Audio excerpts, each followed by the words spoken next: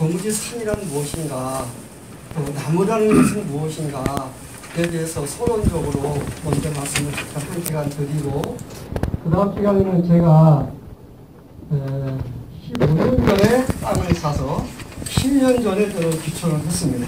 그래서 제가 귀촌한 과정을 여러분에게 말씀을 드리겠습니다. 도움이 될지 안 될지는 모르겠지만, 그렇게 해서 첫 시간에는 산에 대한 이야기를 좀 얘기를 드리고, 그 다음 시간에는 제가 귀촌한 이야기를 하는 것으로 진행을 하겠습니다.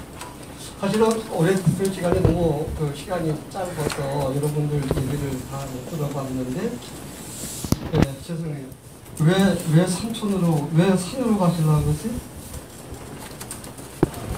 산에서 왔죠. 산에서 왔고 산으로 간다. 박수 한번 쳐주세요.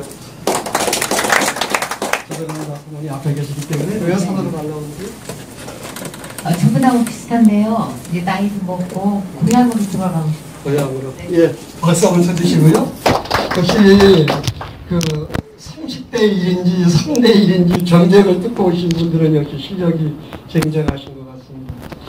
제가 사진총장이 됐을 때에 여러 언론하고 인터뷰를 참 많이 했습니다. 제가 뭐 잘나고 훌륭해서 그런 것이 아니라, 아까 우리 직원이 소개한 대로 19살에 산림청의 최말단으로 시작을 해서 산림총장이 된 사람이다. 그러면 이제 언론에서는 그런 거 되게 쓰기 좋아하잖아요. 그래서 이제 인터뷰를 참 많이 했는데, 한 번은 어떤 신문사 기자가 인터뷰를 하자 해서 제 방에 왔습니다. 왔는데 제가 기자들을 많이 아는데 이 양반은 제가 처음 보는 사람이었어요. 그래서 제자리에 앉자마자 여기서 안 넘어가네? 이거 어디 보고 넘겨야 되지?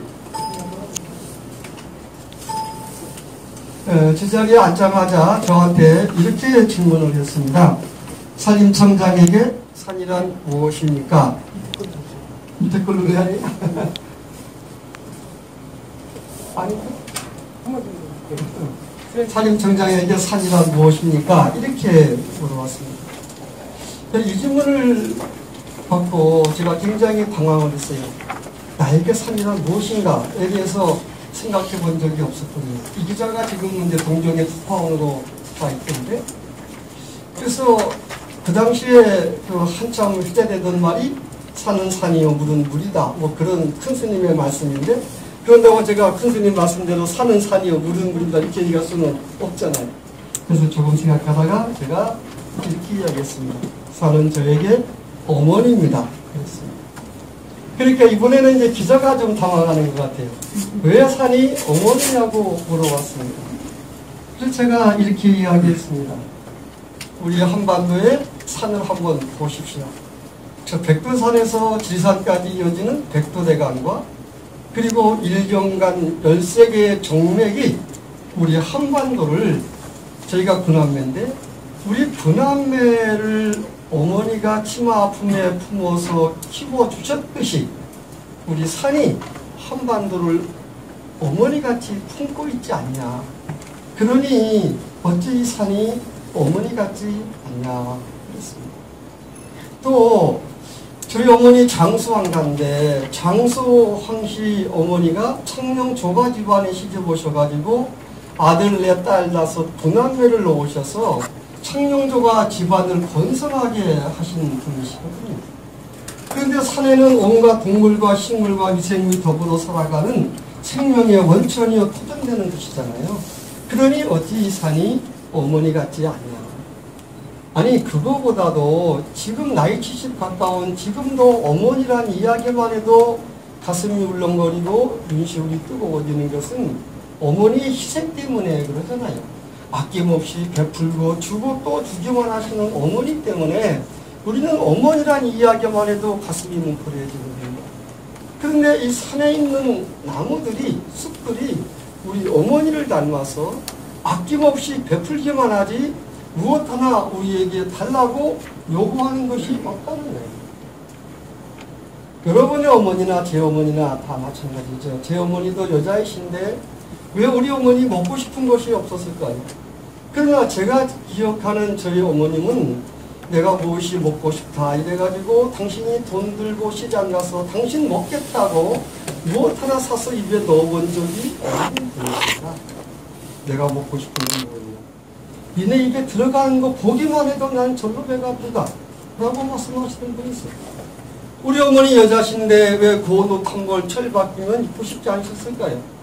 우리 어머니가 당신이 옷 한 벌 해입겠다고 돈 들고 시장 가서 당신 옷을 한 번도 사본 적이 없는 분이십니다. 집에 있는 내가 무슨 새 옷이 필요하냐. 둘째 교복도 해줘야 되고 셋째도 또 바꿔줘야 되고 늘 한푼 생기면 자식을 위해서 쓸 줄 알았지 당신을 위해서 무엇 하나 해본 것이 없는 분이 저희 어머니시거든요. 이와 마찬가지로 산에 있는 이 나무와 숲들이 우리 인간과 자연에게 아낌없이 베풀기만 하지 무엇 하나 요구하는 것이 없으니 어찌 어머니를 닮지 않았냐. 그러니 어찌 산이 어머니 같지 않냐라고 이야기를 했습니다. 이야기를 듣고 그 기자가 총장님 말씀 듣고 보니까 아 정말로 산이 어머니 같네요. 산이 어머니 같으신가요? 당연하죠. 반갑습니다. 그래서 인터뷰가 잘 끝나고 그 기사가 아주 큼지막하게 신문에 잘 보도가 됐습니다. 인터뷰가 끝나고 내가 가만히 생각을 하니 나하고 기자하고 인터뷰하는 내용을 산이 들었으면 좀 서운했겠다라는 생각이 들었습니다. 산림청장에게 산이라 무엇이냐고 물어봤을 때에 내가 머뭇거리지 말고 분명하게 정확히 또렷이 이야기해 줘야 됐는데 내가 그걸 미처 못했구나 하면서 생각을 해보니 정말로 산은 나에게 어머니이자 밥통과 같은 분이구나 라는 것을 다시 한번 되새기게 되었습니다. 태어나서 19살까지는 어머니께서 저를 젖을 먹이시고 밥을 먹여서 키워주셨고 제가 고향의 농업고등학교 졸업하고 나서 19살에 산림공무원이 되어서부터는 38년 동안을 어머니가 키운 거에 배가 넘는 기간을 산이 나에게 월급을 주고 나를 공부시켜주고 외국에도 보내주고 사람 되게 만들어 줬거든요. 적어도 어머니가 키운 것보다 배가 넘는 세월을 산이 나를 길러주었단 말이에요. 그러니 저에게 산은 어머니이자 바로 밥통과 같은 존재이거든요. 산이란 무엇입니까? 라고 물었을 때에 예, 산은 저에게 어머니이자 밥통과 같은 존재입니다. 이렇게 분명히 얘기했어야 되는데 그 얘기를 제가 똑바로 못했구나 하는 생각이 들었습니다. 그러면 여러분 저에게만 산이 어머니이자 밥통과 같은 존재일까요? 아, 저에게는 정말로 큰 어머니이시고 저 평생을 책임져주는 밥통인 것은 분명하지만 제가 볼 때 여러분 모두에게도 아니 대한민국 국민 그 누구에게도 산은 어머니이자 밥통과 같은 존재입니다. 아니 우리는 산이 주는 밥을 먹고 살아본 적이 한 번도 없는데요 라고 말씀하실 분이 계실지 모르지만 그렇지 않습니다. 우리는 알게 모르게 산으로부터 아주 아낌없이 주는 많은 혜택을 받고 있습니다. 산이 우리에게 주는 많은 혜택들이 있는데 아까 말씀하신 대로 뭐 버섯도 있고 장례삼도 있고 뭐 목재도 있고 많은 이런 물질로 주는 혜택을 경제적인 혜택이라고 그러고요. 이거 말고도 뭐 공기니 또 물이니 이런 경관적인 거를 주는 거를 공익적인 혜택이라고 이렇게 이야기하는데 경제적으로 1년에 5조 원 가까이 공익적으로 1년에 126조 원이라는 어마어마한 혜택을 누가? 산이 우리 모두에게 주고 있다는 말입니다. 공익적인 혜택이라는 것은 바로 이런 거거든요. 여기 나온 대로 요즘 뭐 산림 휴양, 산림 치유 이런 것이 굉장히 국민들에게 아주 인기를 많이 얻고 있는데 산이 우리에게 주는 휴양과 치유의 기능 이것이 1년에 17조 원. 만일에 산에 나무가 없다면 소양강댐을 10개를 더 막아야 우리가 홍수를 이 정도 견뎌낼 수가 있거든요. 근데 산에 나무가 있기 때문에 소양강댐 10개 분량의 물을 머금기 때문에 1년에 16조라는 혜택을 우리가 산으로부터 받고 있는 거거든요. 이런 식의 계산을 다 하면 이것이 아까 말씀드린 대로 우리 국민 1인당 1년에 250만 원 가까운 혜택을 우리가 산으로부터 받고 있다는 거예요. 그러니까 우리가 알게 모르게 우리는 산으로부터 크고 작은 혜택을 받으며 살아가고 있다. 산은 이처럼 어머니 같은 존재이고 밥통 같은 존재여서 우리가 알게 모르게 많은 혜택을 서로부터 받고 있는데 우리는 그것을 평시에는 바빠서 일하느라고 집안살림하느라고 애들 키우느라고 잊어버리고 살고 있는 것이죠. 산으로 가시겠다고요. 산천으로 가시겠다고요. 여러분에게 산은 무엇입니까? 여러분에게 산천은 무엇인데 글로 가고자 하셨나요? 이 시간에는 그 이야기를 잠깐 동안 먼저 드리고자 하는 겁니다. 그럼 이런 산에 대해서 어떻게 해야 될까요? 우리는 어머니의 은혜가 늘 감사하기 때문에 어머니에게 효도를 다해야 된다고 생각을 하고 있죠. 자식의 어리로서 할 수 있으면 최선을 다해서 부모의 은혜에 효도하는 것이 자식의 도리입니다. 어머니 같은 산에 대해서는 그러면 어떻게 효도를 할 수 있나요? 제가 볼 때 제일 먼저 관심을 가지는 게 제일 중요해요. 어머니도 마찬가지죠. 어머니에 대한 관심이 있어야 이 여름 더울 때 우리 혹시 어머니 밭에 나가 계시지 않나 싶어서 엄마 지금 그 부정정보 내린 거 알죠? 기지 밭에 안 나가 있죠? 절대 나가면 안 돼요? 이렇게 전화 한번 드리게 되는 거잖아요. 아주 추운 겨울에 우리 어머니 또 기름 맡기려고 보일러 꺼놓고 있는 건 아닌가 싶어서 엄마 보일러 켜놨어? 이렇게 전화 한번 하는 것. 어머니에 대한 관심이 있기 때문에 그런 거잖아요. 산에 대해서도 관심이 있어야 그래야 이 효를 하게 되는데 우리는 흔히 관심을 잊고 살아가죠. 인자요산이요 지자요수라고 그러잖아요. 왜 어떤 사람은 산을 좋아하는가? 궁금하면 500원이 아니라 요즘은 궁금하면 바로 검색 들어가잖아요. 인자요산 치면 막 설명이 엄청나게 많이 나와 있어요. 그 설명 중에 이런 말이 있어요. 어진 사람은 산처럼 늘 사람을 대함에 있어 변함이 없어야 한다. 어제나 오늘이나 늘 같은 마음으로 사람을 대해야 남들이 이 사람을 따르고 존경한다. 이런 그 해설이 있더라고요. 그런 것 같아요.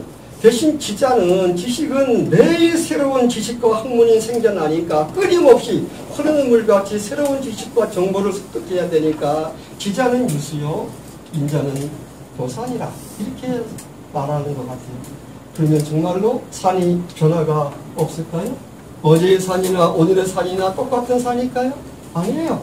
산은 엄청나게 많은 변화를 하고 있는데 우리가 관심이 없으니까 산은 늘 그 자리에 그대로 그 모습으로 있다고 생각을 하는 거예요. 한번 잠깐 생각해 보시겠어요?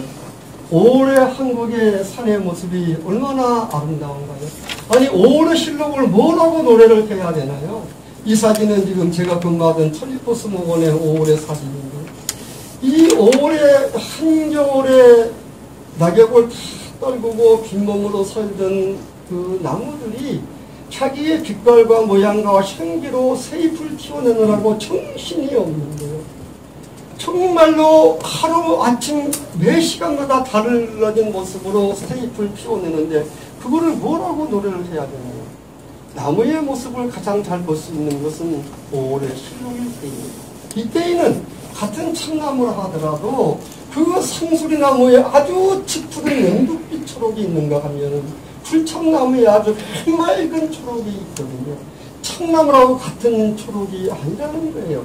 아니 5월의 산에는 초록만 있는 것이 아니라 진분홍 색깔도 있거든요. 한번 보십시오. 이 색깔이 몇 가지가 됩니까? 이거를 뭐라고 노래를 해야 되나요? 제가 이렇게 시를 지었지요. 5월의 숲은 딸부잣집 아침 출근 시간과 같다. 제가 그랬어요. 저는 딸 낳으신 집안에 자랐다고 얘기했잖아요.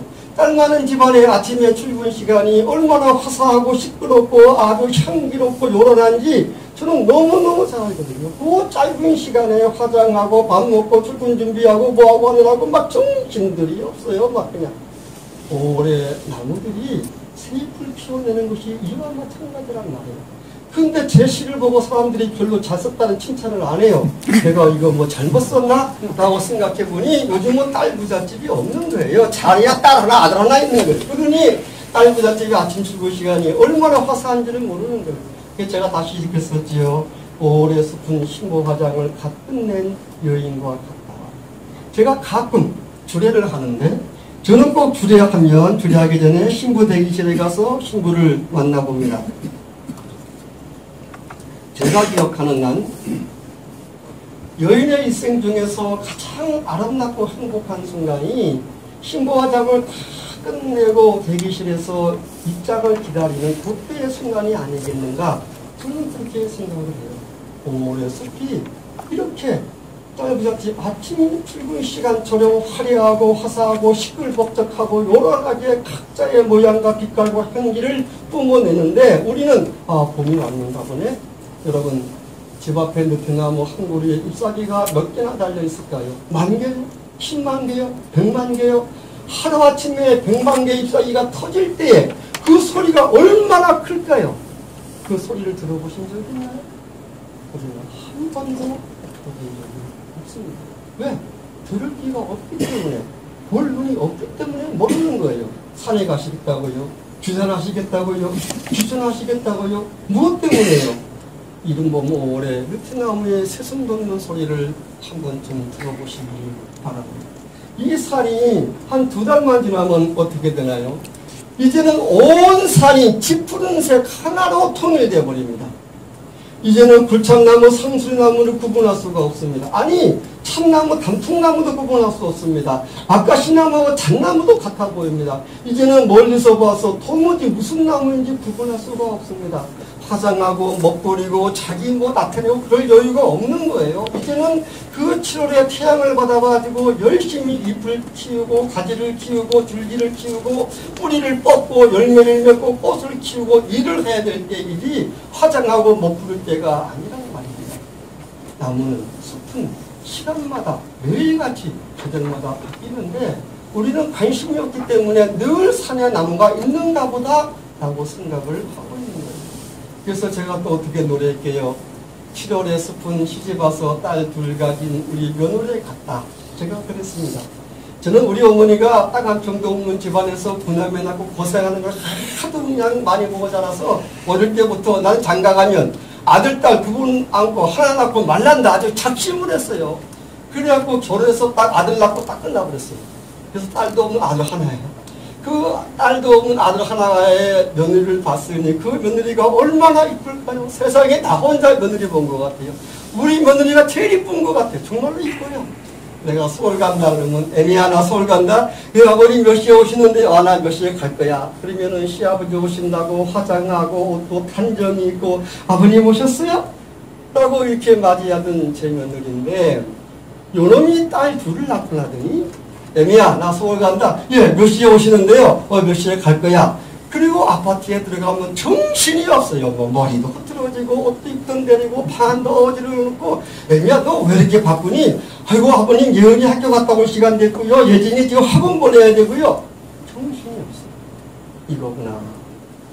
오래 숲같이 굽던 우리 며느리가 딸 둘 놓더니 이제는 딸 둘 키우느라고 자기 몸 돌볼 여유가 없는 거예요. 화장할 틈이 없는 거예요. 7월의 숲이 이와 같다는 거잖아요.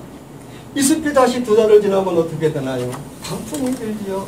아니 5월의 실록만 아름다운가요? 한국의 단풍은 얼마나 아름다운가요? 삼천리 금수강산 화려동산이 되잖아요. 정말로 이 단풍이 좋다고 모든 동네에서 친목회에서 친구들이 산으로 떠나가지요. 여러분 정말로 가을 단풍이 고운가요? 저는 어느 해 가을에 집 앞에 있는 느티나무의 단풍을 보면서 저희 구남매 중에서 제일 인정이 많으시고 가을만 되면 철벽 가자고 야외 가자고 앞장서서 구남매를 끌고 다니시던 저희 둘째 누님이 생각이 났습니다. 저희 둘째 누님이 아들 둘을 가지고 계신데 그 중에 한 놈을 일찌감치 어느 해 가을에 먼저 저 나라로 떠나보냈습니다.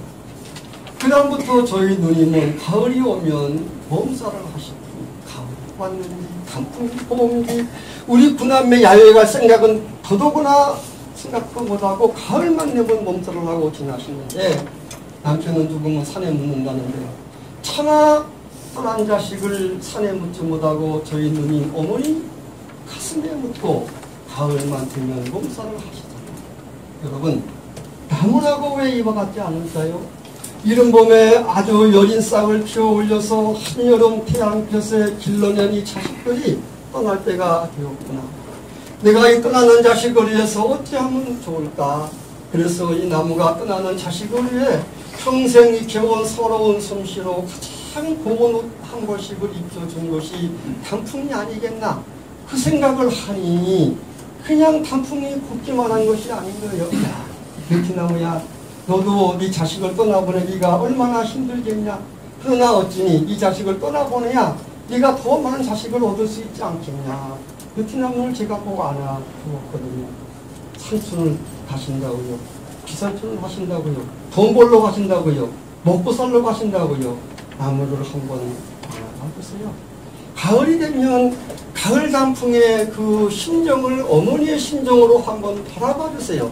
제가 여러분에게 말씀드리는 기산촌의 목적은 저는 여기 있다고 생각하는 사람입니다. 제가 이렇게 노래했지요. 자식을 먼저 품에서 떠나보내본 적이 없는 사람은 가을 단풍이 곱다고 말하지 말자. 제가 그랬습니다. 적어도 자식을 먼저 품에서 떠나보내본 적이 있는 어머니만이 가을 단풍이 왜 고운지 알 수 있을 것 같아요. 그 마음으로 가을나무를 바라볼 때 그 가을나무가 여러분의 가슴에 행복을 안겨주는 그런 나무가 아니겠는가 저는 그렇게 생각을 해요. 여기 뭐 많은 얘기 할 수가 없으니까 관심을 갖는 것, 그 다음에 하나만 더 얘기 안 되면 이름을 꼭 불러줬으면 하는 소망을 가지고 있어요. 사실 저를 낳으신 어머니는 돌아가셨는데 제가 어머니 살아계시면 꼭 해드리고 싶은 거 하나 있어요. 저희 어머니 이름을 불러드리고 싶어요. 아침에 전화 걸어서 성리혜 씨 아침은 먹었어요? 반찬은 뭐였어요? 이렇게 전화해서 이름을 불러드리고 싶어요. 제가 기억하는 날 우리 어머니 어릴 때 빼놓고는 평생 동안 자기 이름을 한 번도 들어본 적이 없는 분이세요. 저희 어머니 초등학교도 안 다녔으니 학교에서 출석부 부를 일도 없었고 저희 어머니 교회도 안 나갔으니 교회에서 아무개 집사 권사 불러줄 일도 없었고 그렇다고 우리 아버지가 뭐 그렇게 자상해서 연애 걸 때에 성리혜 씨 사랑해 이렇게 고백도 안 했을 것 같아요. 적어도 우리 어머니는 평생 동안 자기 이름을 한 번도 들어보지 못하신 분이 아닌가 그 생각을 하면 너무너무 가슴이 아파요. 엄마한테 다른 거 한 번 못해도 엄마 이름만 불러줘도 얼마나 행복해 하실까 그 생각을 저는 지금도 해요.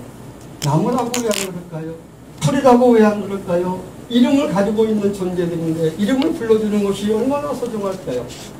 하루는 제가 제 아들놈하고 조카들을 데리고 어머니 산소를 갔더니 할미꽃이 피었더라고요. 야 일로 와봐 이놈들아. 이게 뭔지 알지? 이게 뭐예요?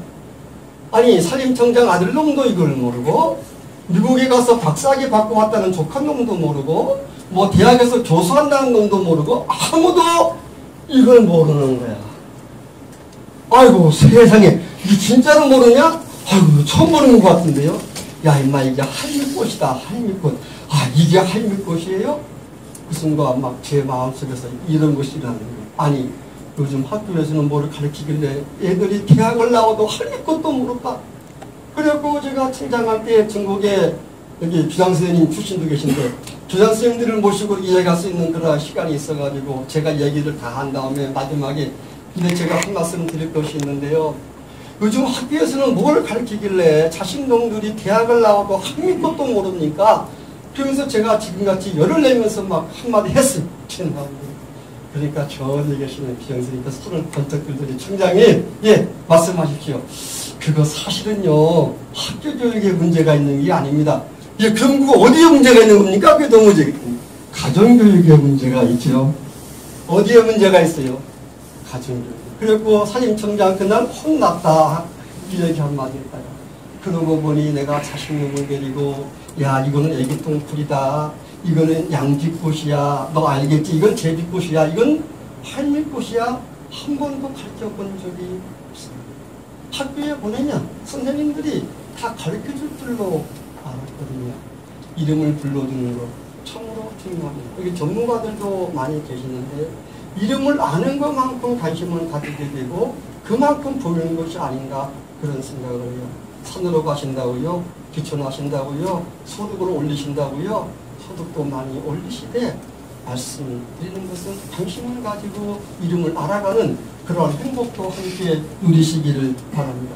근데 사실은 저는요 여러분들에게 솔직히 말씀드리면 이 산에 대해서 효도하라고 말씀드리기가 굉장히 사실 쉽지 않아요. 왜냐하면 아주 바쁘고 어려우신 분들한테 언제 또 효도까지 하라고 제가 요구하겠어요. 그러나 제발 효도는 못할 망정 부려먹기만 자식은 안 됐으면 좋겠다는 거예요. 그런데 의외로 어머니 같은 사내에서 불효한 자식들이 너무나 많거든요. 그거 몇 가지만 좀 얘기를 해야 될 것 같아요. 첫째는 이렇게 이야기하시는 분들이 많아요. 제가 명함을 주고 인사를 하면은 명함을 본 다음에 사진청에 계시는구만요. 예, 그렇습니다. 그런데 말이에요.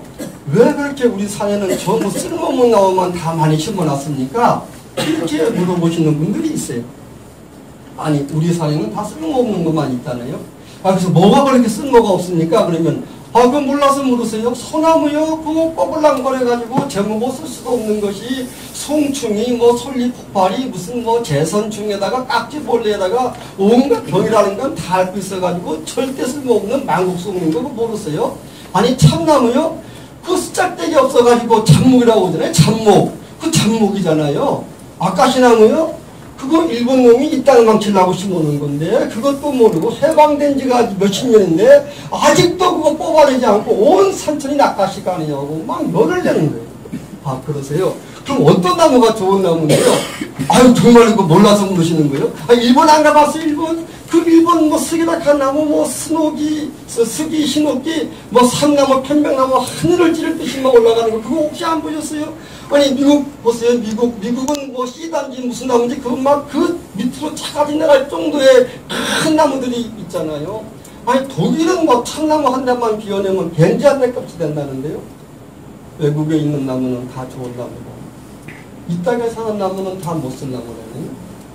이런 부려먹힌만 자기들이 세상에 어디 있어요. 남의 어머니는 다 훌륭하고 내 어머니는 그렇게 못나고 못 배우고 못생겼나요? 그런 자식이 있나요 세상에?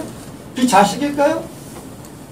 그러나 우리 나무들이 못 쓸 나무가 아니 못 쓸 나무란 자체가 없어요. 제 어머니 구남매 크면서 이런 욕을 많이 하셨지만 한 번도 이 못 쓸 놈 이렇게 욕하는 걸 저는 들어본 적이 없어요. 자식이 못 쓸 놈이 있나요? 나무마다 쓰임새가 다른 거지요. 소나무요? 소나무가 얼마나 좋은 나무인데요? 아니 꼬불랑 망고수종이라고요? 아니에요. 소나무가 꼬불랑거리는 것은 유전자가 잘못된 것이 아니라 우리의 산의 땅이 너무 척박한 토양과 환경적인 요인이 더 큰 거예요. 그리고 우리 국민이 가장 좋아하는 나무는 소나무거든요. 대한민국을 대표하는 나무 하나 꼽아라 그러면 우리는 소나무를 꼽아야 되고요. 소나무 중에서도 백두대간 지역에 자라는 금강송 소나무가 한국을 대표하는 나무로 나가야 돼요. 일본에서는 무슨 나무를 꼽을까요? 한국인이 그렇게 좋아하는 신옥기라는 편백나무가 아마 나올 거예요. 독일에서는 참나무가 나올런지 모르겠네요. 아마 미국에서는 다글라스 호나 시다가 나오겠죠.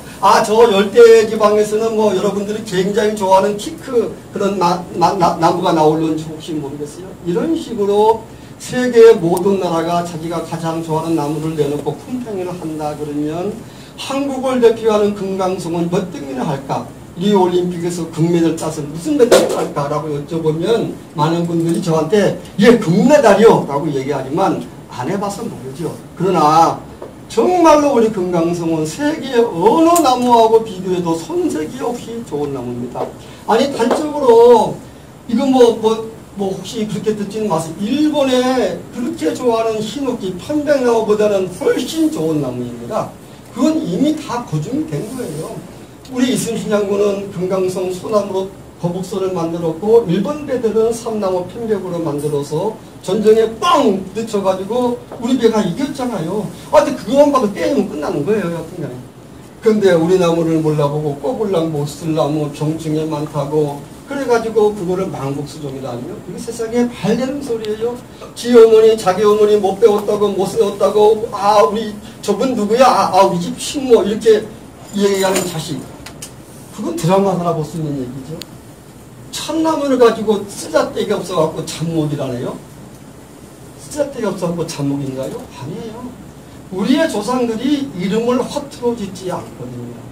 저희 아버지가 제 이름도 심사숙고해서 제 이름을 지어주듯이 모든 나무와 풀 이름을 질 때에도 그에 적합한 이름을 지어주는 거예요. 나물 중에 진짜 나물은 참나물이요. 기름 중에 진짜 기름은 참기름이요. 나무 중에 진짜는 참나무잖아요. 그래 갖고 참나무인 거예요. 진짜라니까요. 진짜 나무라니까요. 나무 중에서. 그런데 잡목이라고 못 쓸 나무라니요. 이 한문의 잡자라는 거는요. 못 쓸 잡자가 아니고 그 오편을 보면 두루잡, 쓰임새가 넓다, 버라이어티하다는 거예요. 쉽게 말하면 그런 뜻이 가지고 있어요. 예를 들어볼까요? 가게에서 말해요. 식료품만 파는 가게는 식료품점이라고 그래요. 고기만 파는 가게는 정육점이라고 그래요. 요즘은 슈퍼가 다 많아졌지만은 식료품도 팔고 과일도 팔고 고기도 팔고 생선도 팔고 다 파는 가게를 옛날에 뭐라고 그러겠나요? 잡화점. 뜻잖아요. 잡화점. 여러 가지가 많단 말이에요. 이 한 권의 책에 시만 다 있으면 시집이라고 그래요. 한 권의 책에 소설만 다 들어가면 소설책이라고 그래요. 수필이가 있으면 수필집이라고 그래요. 그런데 한 권의 책에 시, 소설, 수필, 꽁투, 희곡 다 들어가면 뭐라고 그래요? 잡지 그래요.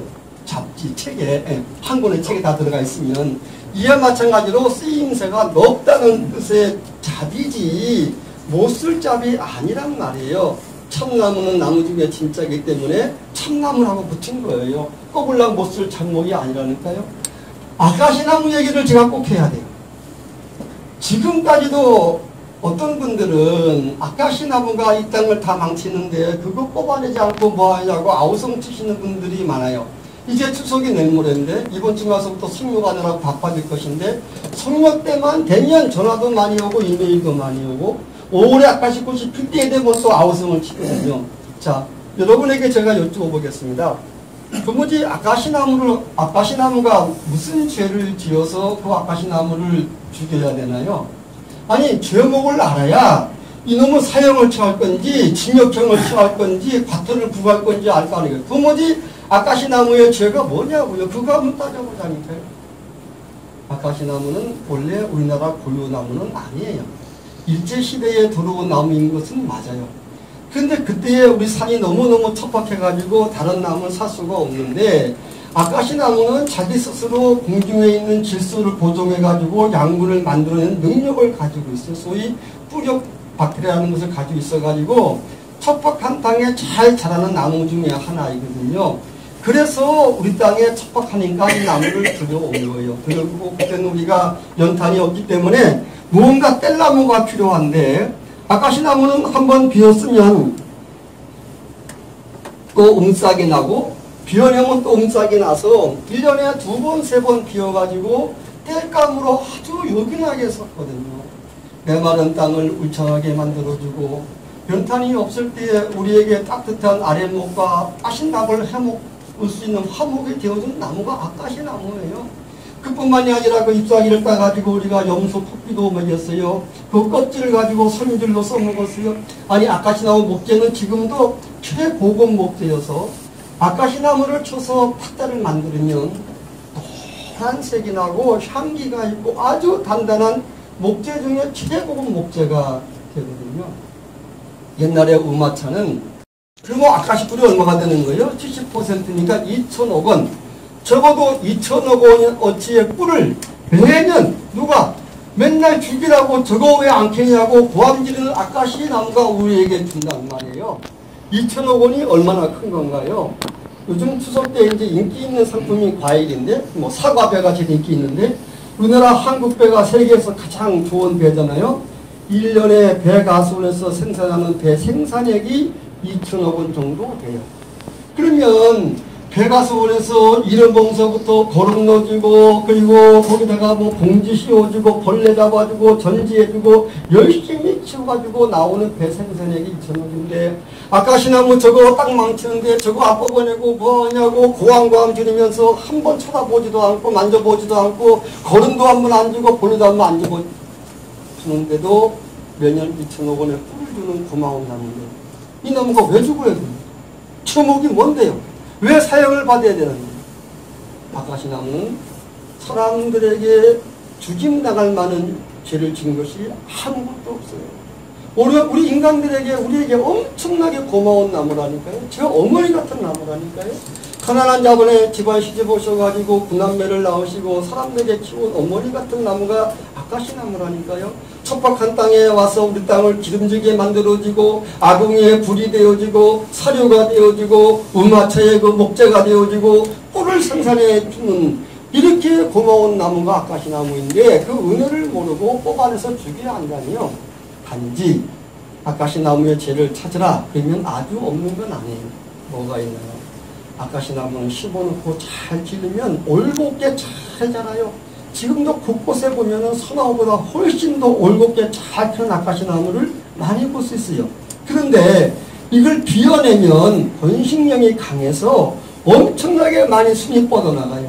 비워내면 비워낼수록 자꾸 순을 뻗어나가니까 산소 주변에, 과수원에, 조림지에는 굉장히 성가신 존재이죠. 그러니까 산소 주변이나 이런 데는 매년 아카시나무를 비워내거나 캐내거나 죽여야 돼요. 그러면 여러분에게 제가 여쭤보겠습니다. 아카시나무를 비워내는 인간한테 죄가 있는 거예요. 인간들이 아카시나무를 비워내니까 살라고 자꾸 강하게 뻗어가는 그 나무한테 죄가 있는 거예요.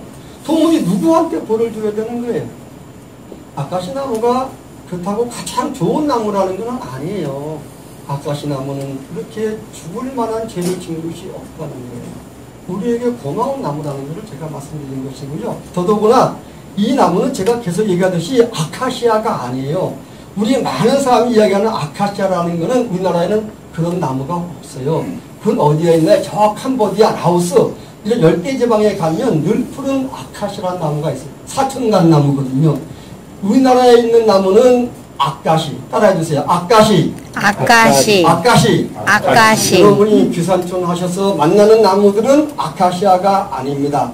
아카시입니다. 이름도 제대로 불러주지 않으면서 죽일 나무라고 욕을 하는 그런 불효막심한 자식이 돼서는 안 되겠죠. 여러분, 쓸모없는 나무는 없습니다. 다 쓰임새가 다를 것뿐입니다. 그리고 아카시 나무는 죽을 만한 죄를 지은 적이 없습니다. 이게 아카시 나무의 사진인데, 예. 이렇게 심어놓고 베어내지 않고 키우면요, 정말로 통직하게 잘 자라는 것이 아카시 나무거든요. 불효막심한 자식이 한 가지만 더 예를 좀 들라고 합니다. 나무는 심어놓으면 저절로 큰다네요. 저 이 얘기 하려고 그러면 막 열이 나가지고요. 저기 아까 어느 분도 말씀하셨는데 주말 농장 하신다면서요. 뭐 몇 평에다 뭐 심어놓고 일주일 만에 가니까 막 풀나가지고 다 없어졌다면서요. 여러분, 텃밭 농사 지어보셨나요? 꽃 지어보셨나요? 일주일만 안 가면 어떻게 되나요? 풀밭이 돼가지고 7월 달에 일주일만 안 가면 그 다음부터는 상춘지 백춘지 다 없어져 버리고 나만 하는 게 없잖아요. 어떻게 하나요? 심으면 어떻게 돼요? 가꿔야 되는 거잖아요. 심으면 가꿔야 되는 거예요. 나무도 마찬가지예요. 심으면 가꿔야 되는 거예요. 근데 나무는 심어놓으면 저절로 큰다네요. 그래가지고 어떻게 되나요? 나무는 심어놓으면 저절로 큰다 그래가지고 우리 그동안에 말이죠. 열심히 심어놨단 말이에요. 열심히 심어가지고 정말로 황폐된 산에 나무를 심고 또 심고 또 심어서 지난 50년, 60년 동안에 황폐된 산을 엄청나게 녹화에 성공하는 푸른 산으로 만들어놨죠. 그러니까 온 세계의 사람들이 대한민국에 대해서 박수를 치고 칭찬을 하고 이 지구촌에서 완전히 허물어진 황폐된 산을 사람이 나무를 심어가지고 푸르게 만든 나라는 지구촌에서 대한민국 말고는 한 나라도 없습니다. 그러니까요. 일본이요? 독일이요? 미국이요? 스위스요? 그 나라들은 산의 나무가 많지만 우리같이 산이 완전히 망가져 본 경험이 없다니까요. 원래 있던 것들을 잘 키운 나라들이죠. 우리는 정말로 산이 완전히 망가져가지고요. 어떻게 망가졌나요? 일제 36년 동안에 일본 사람들이 전쟁한다고 우리 좋은 나무 다 끊어갔어요. 칠흑잎방이라는 그 나무가 해방되고 나서 우리가 가지고 있는 건 1억 5천 잎방. 그럼 도무지 얼마가 비워진 거예요? 70% 이상을 다 비워간 거예요. 일본 사람들이요. 나머지 가지고 해방했는데 그 나머지의 70%는 북한에 있고 나머지 남한에 찌끄러기 남아있는 것.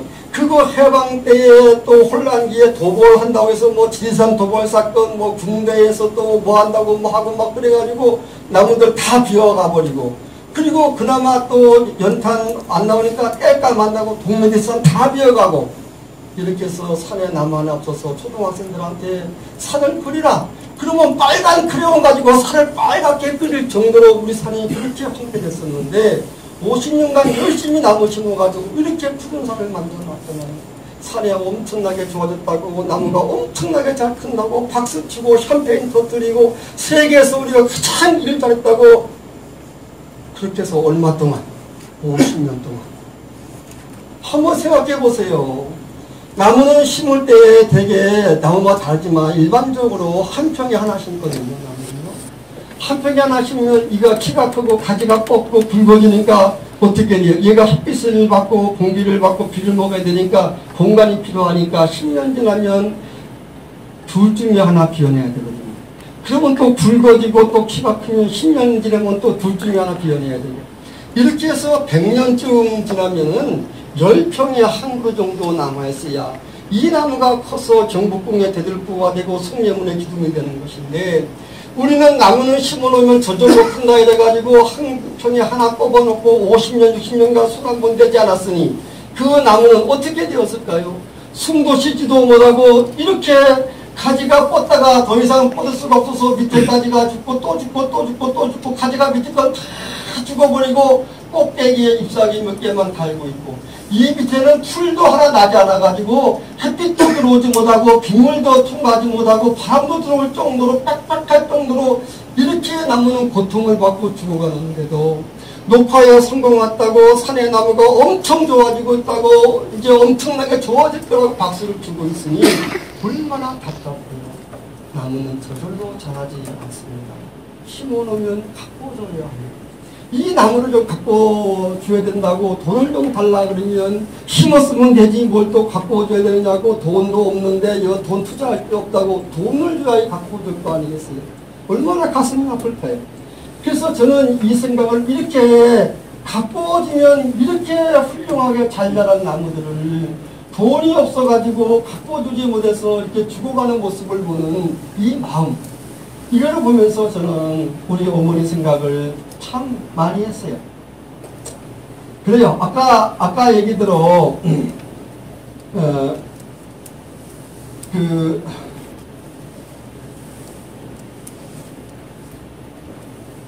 한 그루 나무를 심어서 잘 키우면 훌륭한 목재가 되고, 자식을 낳아서 잘 기르면 인재가 되는 거거든요. 근데 자식을 가르칠 때가 있잖아요. 초등학교 때 초등학교 보내줘야 되고, 중학교 때 중학교 보내줘야 되고, 짝수가 있으면 고등학교, 대학교, 그리고 짝수가 더 있으면 더 많은 공부를 시켜서 인재를 만들어가는 과정이잖아요. 그러니까 어떡하나요? 먹고 살 게 없어도 빚을 내서라도 장애살을 내가지고 공부시키는 거 아니에요. 왜? 그 자식을 인재를 만들기 위해서 그렇게 하는 거잖아요. 나무도 바꿀 때가 있는데 돈이 없다고, 뒤에 하자고 그렇게 할 때마다 저는 저희 어머니 생각을 참 많이 했어요. 아마 저희 집만 그랬을 거라는 생각은 안 해요. 빵한 병도 없는 집안에 구남매를 놓으셨으니 얼마나 고생을 많이 했나요. 그러니까 저는 아들이라고 학교를 보내고 저희 누님은 딸이라고 학교를 안 보냈어요.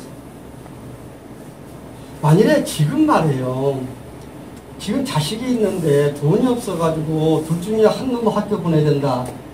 그러면 우리 어머니 같이 무조건 아들이라고 무조건 보내고 딸은 안 보내는 부모가 있을까요? 아닐 거예요. 아들, 딸 구분하지 않고 어느 놈의 싹수가 있나 보고 보냈겠죠. 저는 태어나면서부터 온갖 병이라는 병은 다 가지고 있어가지고 태어나자마자 아주 사람 꼴이 아니었던가 봐요. 거기다가 또 1년 뒤에 또 내 동생이 태어나가지고 어머니는 갓 태어난 동생을 돌보고 나는 형님이 지게에 짊어지고 피난을 다니는데, 마을 사람들이 이 여름에 저 사랑구실 못 달려나니 저거 버리지, 저걸 뭘 지게에 짊어지고 피난길을 다니냐고, 제가 무슨 사랑구실 할 거라고 저걸 짊어지고 다니냐고 그랬다는 거 아니에요. 아니 오직 했으면 버리라고 그랬을까요? 세상에 이게 말 되는 소리예요? 그러니까 우리 어머니 말씀이, 아니 눈을 감아야 버리지 그랬대요. 그때 제가 눈 감았으면 오늘 여러분들 만나요? 못 만나요? 오늘 여러분 못 만나잖아요. 그러니까 안 죽으려고 열심히 눈을 크게 떴는가 봐요. 이렇게 병치레하고 자식 같지 않은 저는 아들이라고 학교라고 보내주고, 제 누님은 정말로 제 누님이어서가 아니라 얼굴 예쁘고 똑똑하고 지혜롭고 정성해서 예의 발라서 다 마을 사람들이 춘자 봐라, 너 춘자만큼만 닮아라, 저 자 좀 봐라, 이렇게 동네 어른들이 그렇게 칭찬하던 저희 누님은 돈이 없다고 학교를 안 보낸 저희 어머님 마음이 얼마나 아팠을까요? 저희 누님이 엄마 나 학교 가고 싶어, 나도 학교 보내줘라고 치마꼬리 붙들고 울 때마다 저희 어머니 모르지만 부엌에 가서 눈물을 많이 흘렸을 거예요. 가르치면 훌륭한 자식이 될 줄을 알지만 돈이 없어 가르치지 못하는 어머니의 마음이나, 돈을 들여가지고 갖고 오주면 훌륭한 스피 될 거를 알면서도 돈을 못 타가지고 갖고 주지 못하는 사윤촌장의 마음이 어찌 같지 않겠나. 이제 제가 좀 돈이 있으니까 제 누님한테, 누님 이제라도 학교 가시겠습니까? 누님 학교 가신다면 제가 중학교도 고등학교도, 아니 원하시면 대학교도 보내드릴 수 있어요. 그러나 지금 우리 누님 70이 넘으셨는데 이제 고등학교 대학교 나오신들 저희 누님의 똑똑했던 재능은 언제 써먹나요? 써먹을 길이 없는 거예요. 자식을 가르칠 때가 있잖아요. 나무도 심어놓고 가꿔줘야 할 때가 있다니까요. 이 때를 놓치면 아무리 돈을 많이 집어넣어도 쓸모가 없게 된다는 거거든요. 여러분, 나무는 결코 심어놓으면 저절로 자라지 않습니다. 가꿔줘야 합니다. 여러분, 기산촌을 하신다고요? 돈을 버신다고요? 뭐를 심으실 건데요? 심어놓고 잘 가꿔줘야 합니다. 잘 가꿔줄 때에 그 나무가 여러분들에게 보상을 할 것입니다. 산은 어머니라고 말씀을 드렸고, 어머니에게 어떻게 효도를 할 것인가? 그래서 관심을 가지고 이름을 불러드리는 말씀을 드렸고, 설령 효도까지는 못한다 하더라도 두려움확심한 자식은 개지 말자라고 말씀을 드렸습니다. 그런데 제가 마지막 결론적으로 말씀드리고자 하시고 싶은 것은, 여러분들은 왜 산으로 가시나요? 왜 기농을 안 하시고 기산촌을 하시나요? 왜 농사를 안 지으시고 나무를 심으시나요? 뭐 때문에 그러시려고 하시나요? 돈이 필요하신가요? 결론적으로 말씀드리겠습니다. 다음 시간도 말씀을 드리겠지만, 여러분이 돈이 필요하시면, 돈을 벌어야 먹고 살 정도라면 나무 심어서 큰 돈 되는 거 쉽지 않습니다. 쉽지 않습니다. 아마 돈 버는 길은 더 빠르고 더 효과적인 방법이 얼마든지 저는 있다라고 생각을 합니다. 그리고 왜 산으로 오셨나요? 제 이 마지막 얘기를 여러분이 꼭 한번 들어봐 주시기를 바랍니다. 나무를 심은 사람이라는 소설책이 있습니다. 혹시 보신 분 계신가요? 이 소설을 읽으신 분? 아이고, 이게 선발할 때 이걸 내가 문제 냈어야 되겠죠. 이 기산촌 교육받으시는 동안에 꼭 이 책을 한 번씩 꼭 좀 보시기를 바랍니다. 장지호도라는 불란서에 있는 소설 작가입니다. 장지호도라는 소설가한테 출판사에서 한 번은 원고 청탁을 했습니다. 당신이 만난 사람 중에서 잊을 수 없는 사람에 대한 글을 써달라고 부탁을 했습니다. 그래가지고 장지호가 글을 써서 출판사에 넘겼는데, 그 글을 보니까 막 너무너무 감동적인 거예요. 그 출판사에 도무지 이 사람이 누구야 좀 만나보자 라고 얘기했더니, 장지호가 아니 만난 사람 중에 그 잊을 수 없는 사람에 대한 글을 써달라고 했는데, 알고 보니까 실존 인물이 아닌 소설을 써서 갖다 가진 거예요, 장지호를. 그러니까 출판사에서 아니 내가 당신 보고 소설을 쓰라고 그랬냐, 실존 인물에 대한 이야기를 쓰라고 그랬지. 그래서 그 원고를 출판을 안 했어요. 안 하고 장지호가 자기 돈으로 책을 낸 것이 맨 처음에는 희망을 심고 행복을 가꾼 사람, 이렇게 제목으로 자기 돈으로 출판을 한 책이에요. 저는 여러분에게 드리고 싶은 말씀이 바로 이 제목이 있어요. 여러분, 산에 돈 벌러 간다고요? 여러분, 산에 돈보다 더 값어치는 게 있어요. 산에 뭐가 있나요? 산에 희망이 있어요. 산에 행복이 있어요. 산에 가서 희망과 행복을 한번 좀 펴보시라니까요. 장지호는 그래서 이 책을 자기 자비로 이 책을 냈습니다. 이 책의 내용이 뭐 아주 간단해요. 뭐 그 책도 얇고요. 그 활자도 아주 그냥 뭐 20 고득 정도로 큰 활자리에서 20분형을 읽었습니다. 20분형. 아주 간단한 책이거든요. 이런 내용이에요. 양치는 목동 엘자르 부피어가 주인공인데, 엘자르 부피어라는 사람이 있는데 양치는 목자인데, 그 사람이 52살 먹어가지고 여러분보다 다 나이가 훨씬 많았어요. 여러분들 보니까 40년대생은 한 분뿐이 없고는 다 젊으신 분만 뽑아놨던데, 나이 52살이 돼가지고 자기 땅도 아니야. 누구의 땅인지도 모르는 더군다나 사막, 모래 언덕에다가 매일같이 100개의 도토리를 심는 거예요. 양을 다 우리에 집어넣고 호롱불 밑에서 호롱불에다 도토리를 다 박아면서 벌레 먹고 썩은 거는 버리고 튼튼한 것만 100개를 주머니에 딱 담았다가 있는 아침에 양치로 나가서 양을 다 풀어놓은 다음에 지팡이로 모래밭에 구덩이를 파서 100개의 도토리를 심고 또 다음날 그렇게 하고 이렇게 매일같이 100개를 심는 거예요. 이렇게 해서 10만 개를 심으면 2만 개만 싹이 나고 또 그 중에 10,000개 정도는 죽어버리고 10,000개 정도, 그러니까 10분의 1만 살아난다는 말이에요. 그렇게 심어도. 근데 하루쯤 하자는 게 아니라 10년이 되니까 그 모래밭이 천나무숲이 되고 40년이 되니까 사막에 시냇물이 흐르는 낙원이 됐다. 아주 간단한 일. 근데 이 책이 전 세계로 번역이 되고 지금까지도 스터디셀러로 많은 독자들에게 익혀지고 있고요. 특히 윤호숙 교수님, 국민대학의 환경디자인 하시는 분인데 이분은 이 장전호의 나무를 심은 사람한 책을 필사 글로 써오면 윤 교수님이 직접 티다스에다가 디자인 그림을 그려가지고 선물을 해주는 운동까지 펼치고 있을 정도로 유명하죠. 저는 성경을 필사하는 것은 여러분 많이 봤지만 성경이 아닌 책을 필사하는 운동을 본 건 이 책이 처음이에요. 이렇게 많은 사람들에게 감동을 받으니까 그때 저는 이 책에서 그 내용도 참 좋지만 저는 이 서문을 너무너무 좋아하거든요. 죄송한데 이 서문은 여러분 다 같이 한번 좀 읽어보시면 좋겠습니다. 자, 시작. 한 사람이 참으로 보기 드문 인격을 갖고 있는가를 알기 위해서는 여러 해 동안 그의 행동을 관찰할 수 있는 행운을 가져야 한다. 그 사람의 행동이 온갖 이기주의에서 벗어나 있고 그 행동을 이끌어가는 생각이 더없이 고결하며 어떤 보상도 바라지 않고 그런데도 이 세상에 뚜렷한 흔적을 남겼다면 우리는 틀림없이 잊을 수 없는 한 인격을 남겼다고 할 수 있다. 무슨 얘기인지 아시겠죠? 네. 여러분, 다시 묻습니다.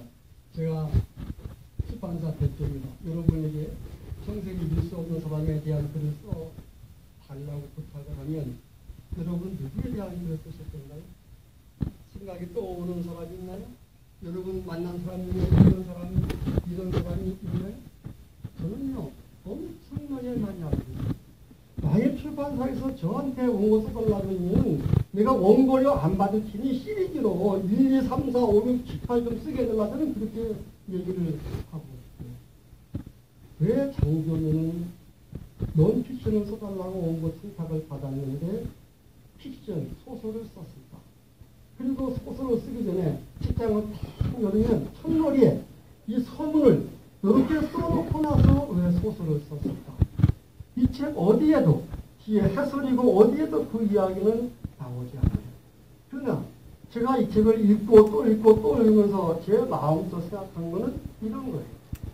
장조노가 원고 청탁을 받고 생각을 많이 했겠죠.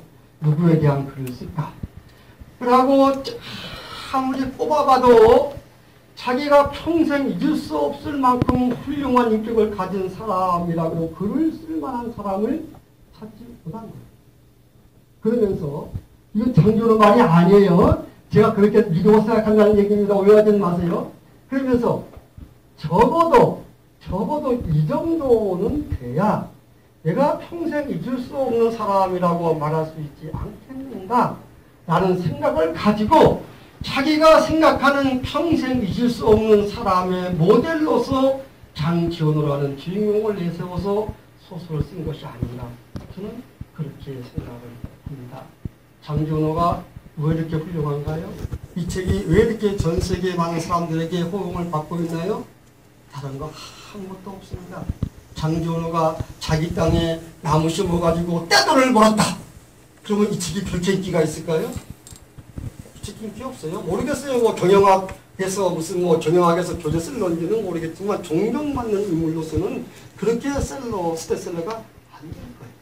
그러나 장지훈은 자기가 할 일도 아니고 자기 땅도 아니고 자기가 해야 될 의무가 있는 것도 아님에도 불구하고 누군지도 모르는 땅에 그것도 전혀 희망이 없는 모래 땅에다가 도토리 100개씩을 매일같이 하루 이틀이 아니고 1년 2년이 아니고 40년 동안 아니 자기 나이가 52살인데 92살 죽기까지 심었다는 거 아닙니까? 쉽게 말하면 그렇게 심어가지고 거기서 자기가 집 짓고 아들 낳고 딸 낳고 잘 살았다고 이것이 아니라 자기가 심은 나무가 온 동네 온 마을 사람들이 사는 낙원됐다는 거 아닙니까?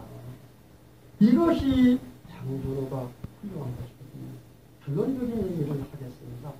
나무를 심는 것은 나무를 심는 사람에게 큰 돈 되지 않습니다.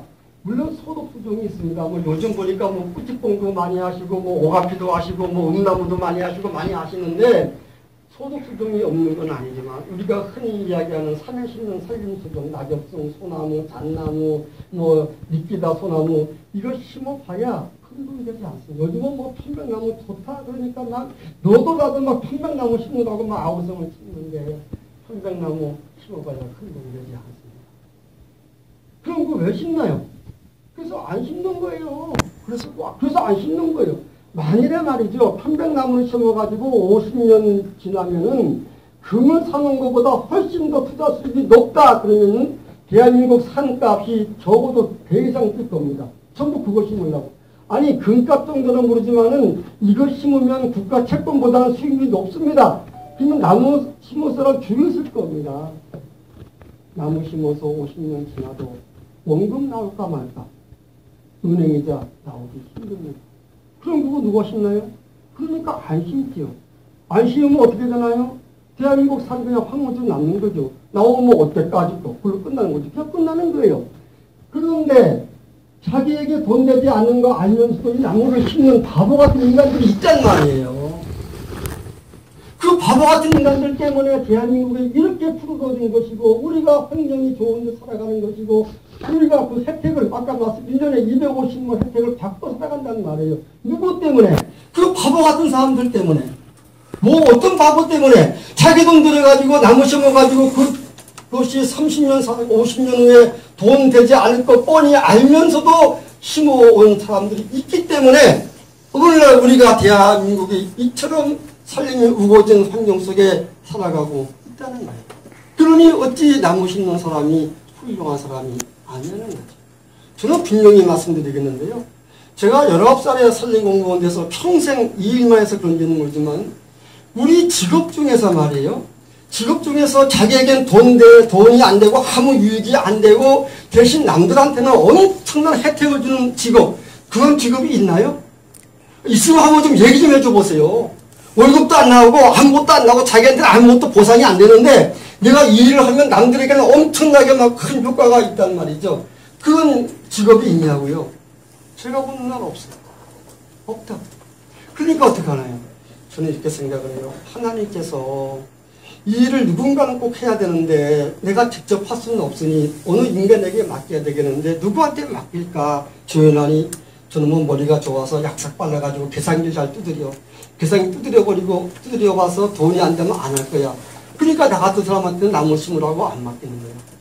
그래서 하나님께서 이 땅 사는 사람 중에서 하나님을 가장 닮는 사람, 우직하고 바보스럽고 야 네가 안 하면 누가 하겠냐, 네가 내 대신 일 좀 해라 라고 이야기하면 해줄 사람, 그 사람들을 뽑아가지고 네가 이 산에 나무 좀 심지 않을래?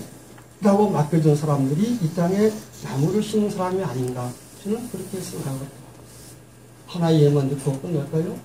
대한민국에서 최고의 명품 중에 하나 들라 그러면 전라남도 장성군 모안면에 있는 충령산을 들 수가 있어요. 충령산 편백나무 숲을 잘 아시죠? 그 편백나무 숲이 지금 대한민국에서 최고 가는 조림 성공지라고 손을 꼽고 있습니다. 그 편백나무가 암에 좋다 그러니까 항암 치료한다고 휴양한다고 등산한다고 매일같이 엄청난 많은 사람들이 그 산을 찾아가고 있습니다. 일본 사람이 와서 보고는 일본보다 훨씬 이 편백나무가 좋다라고 칭찬을 하고 있습니다. 그 혜택을 지금 온 국민이 다 누리고 있는데 대한민국에서 외국인이 오면 거기를 보여주고 있는데 그러면 그 나무는 하나님이 심은 나무인가요? 저절로 큰 나무인가요? 아니, 임종국이라는 한 동인가가 자기 평생 돈 벌어서 나무 심고 돈 벌으면 땅 사고 돈 벌으면 나무 심고 이래가지고 그 산에 나무를 심은 거예요. 근데 그 정작 본인은 나무를 심다 더 이상 돈이 없어서 그 은행 융자 갚지 못해서 그 산은 경매로 넘어가 버리고 본인은 화병으로 돌아가셨어요. 만일에 그분이 나무를 심지 않고 그 돈 가지고 강남에 땅을 샀더라면, 아니 대전 여기 세종시에 아파트를 샀더라면 자식들은 아마 잘 썼을는지 모르겠어요.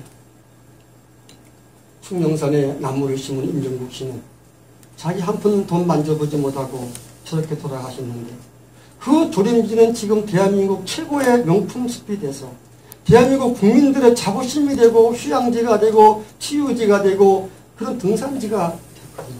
여러분, 임종국 씨가 바본가요? 바보 천치인가요? 훌륭한 사람인가요? 애국자인가요? 그럼요, 애국자죠.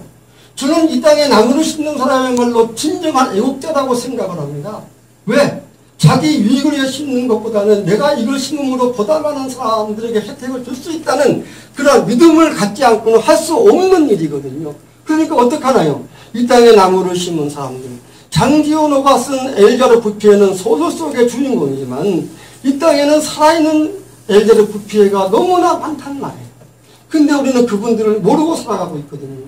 산에 나무는 저절로 싶다고 생각을 하거든요. 아닙니다. 이 산에 나무는 누군가가 심은 것입니다. 그 누군가가 누구인가?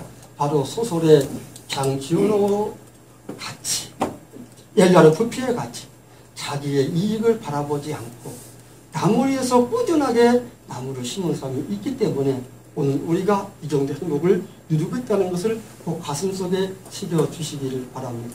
산으로 가신다고요? 귀산하신다고요? 돈을 벌으시면 참 좋습니다. 돈 많이 버시기 바랍니다. 그러나 여러분들이 설령 목적한 것만큼의 돈은 번지 못한다도 여러분이 가시는 그 산에 한 그루 나무를 심어 놓는다는 것은 여러분 평생에 이 지구촌에 가장 위대한 발자국을 남기는 것이다 라는 것을 꼭 잊지 말으시기 바랍니다. 한 그루 나무를 심는 것은 돈 그 이상의 돈하고 비교할 수 없는 가치가 있다는 것을 저는 여러분에게 꼭 말씀을 드리고 싶습니다. 귀산천을 하신다고요? 돈 벌러 가신다고요? 행복을 쫓아서 가신다고요? 어떻게 해요? 한 그루 나무를 심으심으로 여러분과 여러분의 자손과 우리 모두가 함께 행복한 세상을 만들어가는 그러한 주인공이 되시기를 바랍니다. 고맙습니다.